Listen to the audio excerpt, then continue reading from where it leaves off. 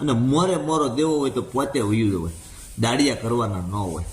આને મારા માટે દાડિયા કર્યા હતા.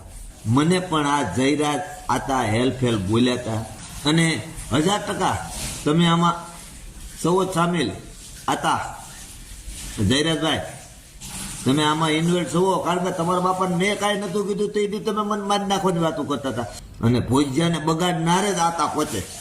હું બેઠો છું, કાંઈ ન થાય. તમે કઈ એકને સડાય પકોડા કઢાવી નાખ્યા અને કઈ એકને ઉડાવી દીધેલા છે તમે. નમસ્કાર મિત્રો, ગુજ્જુભાઈ ટ્રેન્ડ ન્યૂઝ ચેનલમાં ફરી વખત તમારું સ્વાગત છે. તો તમે જોયું વિડીયોમાં એક વ્યક્તિ છે જેમણે જયરાજ આહિર ઉપર ઘણા બધા પ્રહાર કર્યા છે, ઘણા બધા આરોપ લગાડ્યા છે.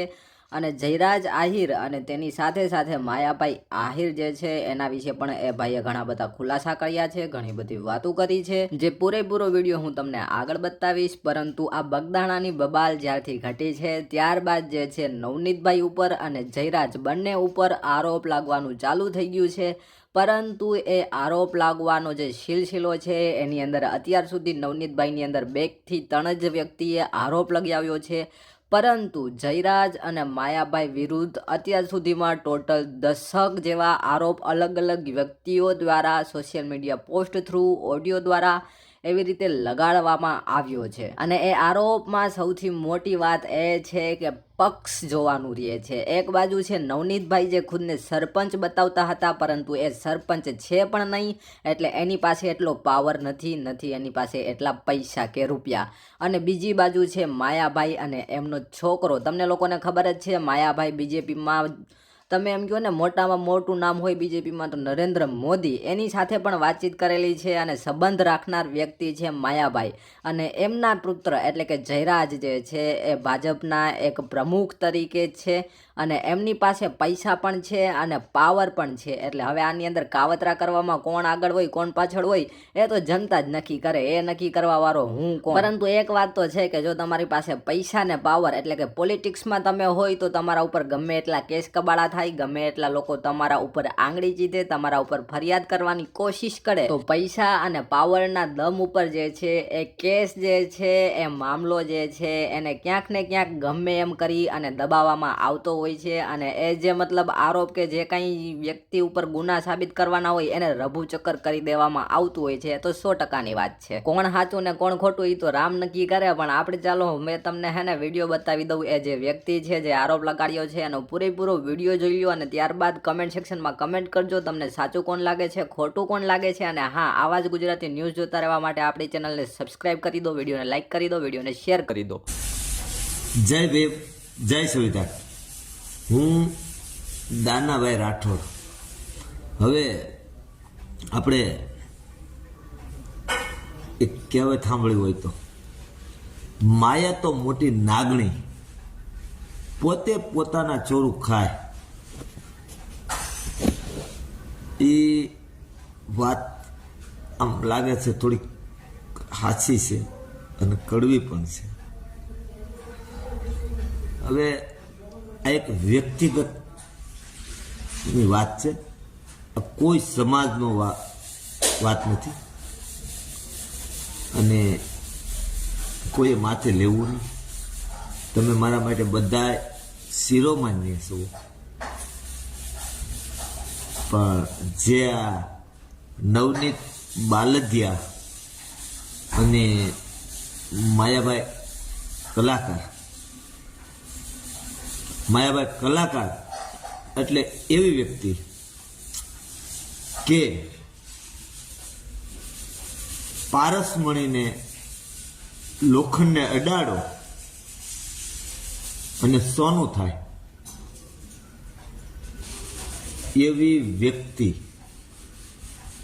હતી. પણ આ લોખંડ પારસમણીને અડી ગયું એવું લાગે છે. એટલે પારસમણી લોખંડ થઈ ગયું. સમજાય તો વંદન છે. એનું કારણ કહું. આથી જ્યારે સાહિત્યકારને કોઈ પક્ષપાત નહોતો કે નહીં ભાજપ કે નહીં કોંગ્રેસ કે નહીં કોઈના વખાણ કરવાના, સચ્ચારે રહેવાનું આવા જ્યારે એના વિચાર હતા ત્યારે માયાભાઈ હજારોની ભીડ ભેગી કરી શકતા હતા. આજે પણ કરી શકે છે, પણ આજે ભાજપ ભેગી કરી શકે છે. આજે એના ચાહકોમાં ક્યાંક ને ક્યાંક કોઈની મન દુઃખ થયું છે. અને મેં કીધું એમ આ વ્યક્તિ તો એક પારસમણી છે, પણ ક્યાંક ને ક્યાંક એમની પ્રજા એટલે કે જયરાજ આહિર અને ક્યાંક સંગત ફેર થઈ ગયું એવું લાગે છે. નકર ઉષા કુળના આદમી નિશા કરે નહીં કામ, અને મોરે મોરો દેવો હોય તો પોતે વયું હોય, દાડિયા કરવાના ન હોય. આને મારા માટે દાડિયા કર્યા હતા, મને મારવા માટે દાડિયા કર્યા હતા. મને સુરતની અંદર આ ભાઈએ દાડિયા કરીને મોકલ્યા હતા. મને પણ આ જયરાજ આતા હેલ્પ બોલ્યા હતા. પણ મારા એક દાદા એમના ગામના એનો ફોન આવ્યો, બેટા કે આપણે ઘરના છીએ, આવું છે. એટલે આપણે લેટ ગો કરી દીધું હતું. ને કે મોરે મોરોનો તો અમને બહુ શોખ છે ભાઈ, તમને જેવો શોખ છે એવો તમને શોખ છે. તમે તો કદાચ આમ હસિયત પાવર કરતા છે, અમે તો ખાલી ખીસે વડિયું ઠેકીને પાવર કરવા વાળા છે. એટલે આના થોડાક સંગત ફેર થઈ ગયો એવું લાગે છે. વધારે તો આપણે કહીએ નહીં, કારણ કે આપણે આતાને બહુ શિરોમાન્ય માનીએ છીએ. પણ હવે તો પોતાનો છોરું છે કમઠા કરે એટલે બાપને બિચારાને સ્વીકારે કરવો પડે, હારે રહેવું પડે. અને હું તો કહું સમાજને પણ હારે રહેવું પડે. પણ આને હવે સમજવાની જરૂર છે. આને મુરલીધર મહારાજે જે આપ્યું છે એમાં ઠરવા દે ખવાય, મારી નાખવું, તોડી નાખવું. જો ભાઈ તમારથી બધા નાના માણસો હોય પૈસા પાસેથી, અને તમે જેટલે હોળીએ ચડે નાના માણસો છે. એટલે આ રાવાજો મારી આતાને બે હાથ જોડીને વિનંતી છે કે આના લખણમાં થોડાક ફેર પાડો. નકર આતા બધું પીડ્યું રહે. કોક વેળાનો બોલ ને કોક વેળાનો તોલ કાંઈ કરે ને. મુરલીધર મહારાજ હવનું સારું કરે, પણ કોક સમય એવો આવી જાય, આતા ક્યારેક માયક આવી જાય. આ આવી એવું, અને સત્ય ન હોય તો એને મુરલીધરના માથે હાથ રાખીને પૂછજો કે તે દાનાભાઈને ફોનની અંદર હેલ્પ બોલ્યો તો જયરાજ આતા, એટલે માયાભાઈનો કુંવર.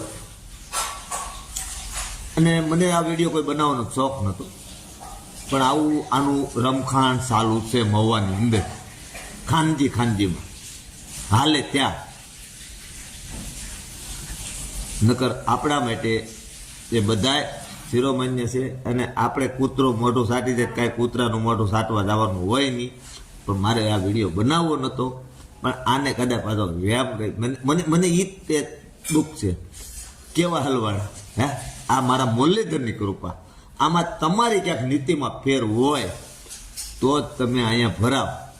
નકર તમારામાં બાપા પારસમણી કહેવાય. આતા પારસમણી સોનાને અડે, ઓલું પારસમણી લોખંડને અડે સોનું થાય એ વ્યક્તિના કુંવર છો તમે. હવે તમે તો કઈ ધાતુ છો કાંઈ ખબર નથી પડતી.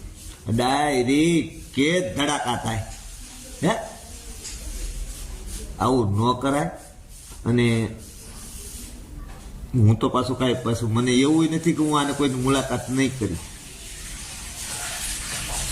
હું મવામાં રહેતો હતો ત્યારે મેં આના બંગલાના પગથિયા રિપેર કરેલા, બંગલાના પગથિયા બનાવેલા.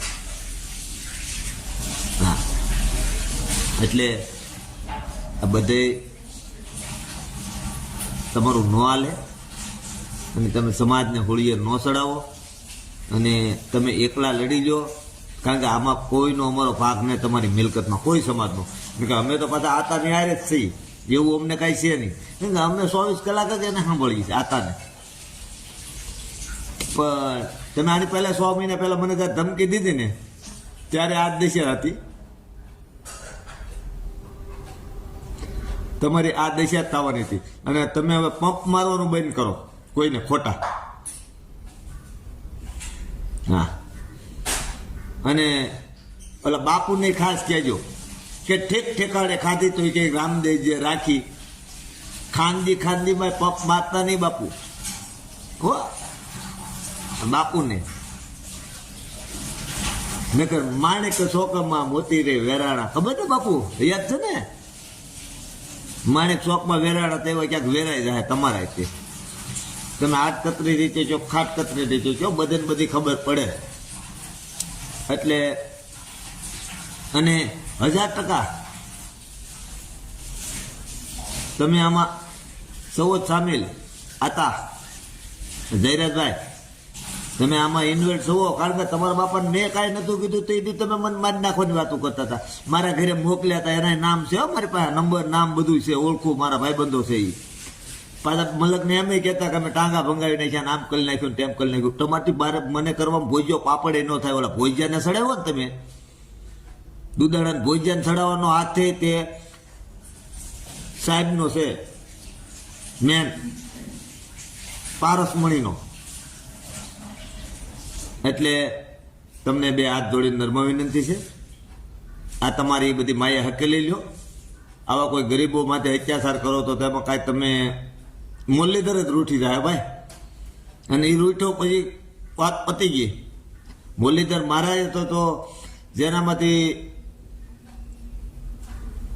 આપ્યું છે ને 2 હાથે આપ્યું છે, 1000 હાથે આપ્યું છે.